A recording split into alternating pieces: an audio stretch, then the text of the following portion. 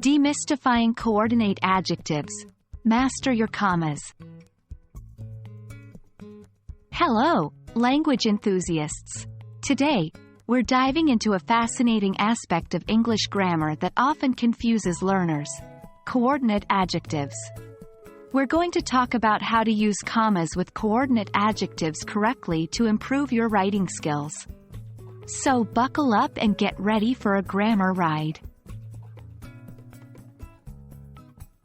Coordinate adjectives are two or more adjectives that separately modify the same noun.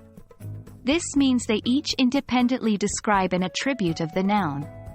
For example, in the sentence, "He's a funny, outgoing guy," both funny and outgoing are coordinate adjectives, since they individually modify the noun guy. Now, how do we recognize coordinate adjectives? There's a simple two-part test. 1. The "and" test. Can you put "and" between the adjectives without changing the meaning? If yes, they are coordinate adjectives. 2. The order test. Can you switch the order of the adjectives without changing the meaning? If yes, they are coordinate adjectives. In our earlier example, "He's a funny and outgoing guy," and "He's an outgoing, funny guy" both make sense, so funny and outgoing are indeed coordinate adjectives. When you have coordinate adjectives in your sentence, you separate them with a comma. This is a fundamental rule in English grammar that helps avoid ambiguity and enhances readability. Using our example from before, we'd write, "He's a funny, outgoing guy," not, "He's a funny, outgoing guy."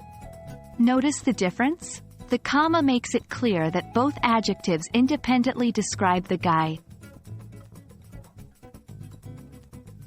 Be aware that not all adjectives paired together are coordinate. For example, in the sentence, "She wore a blue cotton dress," blue and cotton are not coordinate adjectives. Here, cotton is describing the material of the dress, and blue is describing the color of that cotton material. The "and" test and the order test fail in this case, so no comma is needed. There you have it, the world of coordinate adjectives and how to use commas with them. Remember the and order tests, and you'll be able to identify and use coordinate adjectives like a pro. We hope you found this video helpful. Keep practicing, and see you in our next grammar adventure.